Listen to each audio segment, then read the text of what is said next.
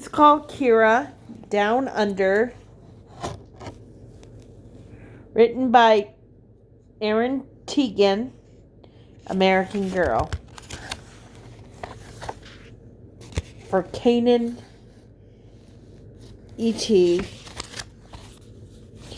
the map. It has heading for some. It says hiding some of our faster kitties, Kira and Mom, hugs and kisses. Mr. Curry, Alex, and Mrs. Curry. Okay, and then it says, okay, down here. I can't get it.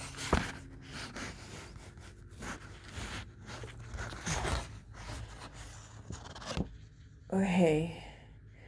PhD student Shashi and PhD student Evie.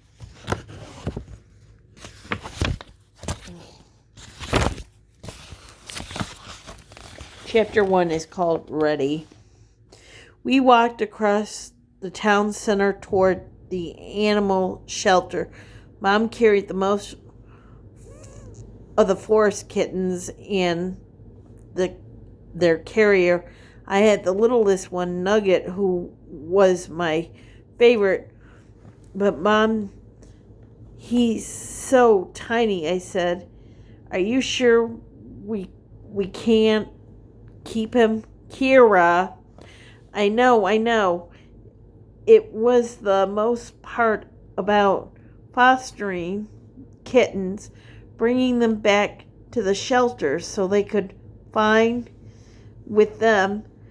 I just couldn't help but want their forever homes to be with me. We passed the fountain. Their little kid splashed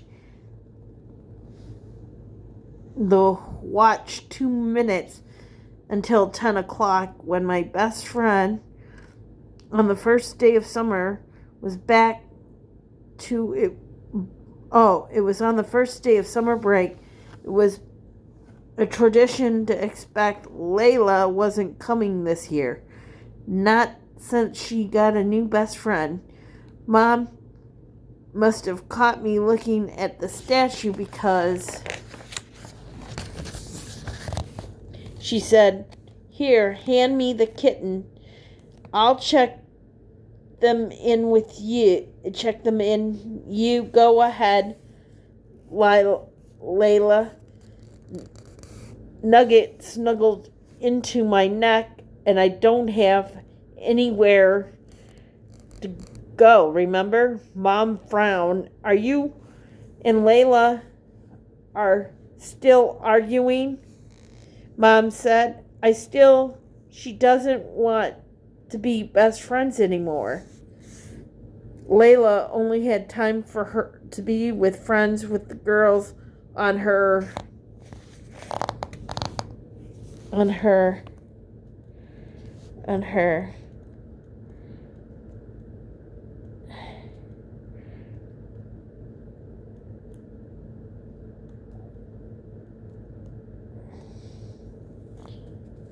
soccer team.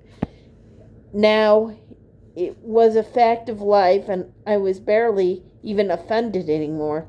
I opened the door to the animal shelter, calling Nugget with my free hand. "Okay, then you need to get yourself out of there. Make some new friends," Mom said, walking past me and depositing the carrier of meowing kittens on the counter. I pulled Nugget into my chest and kissed his pink nose. "No thanks. Who needs human friends when you were surrounded by animals?" "And come on, be social," Mom said. "You're going into 5th grade soon. You'll be in the middle school." So I hit the bell on the counter that said "rang for service," hoping to end the conversation. Middle school is not easy transsituation. Moms began, especially when you're fighting with your best friend. Just because mom teaches middle school and she thinks she knows everything about it. Mr. Steph appeared rolling a crate for a long-eared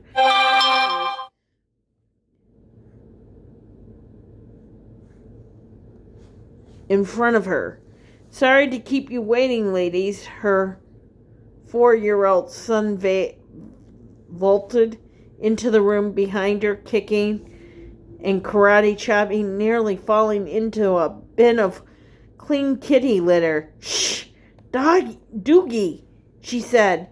The kitties are sleeping. See? She pointed to the little purring on my shoulder.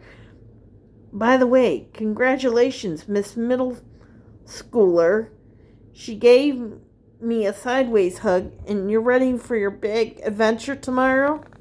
She was talking about how Mom and I were going to visit my great aunts who lived away across the world in Australia. The Wildlife Sanctuary Animal Clinic the clinic where they rescued injured animals.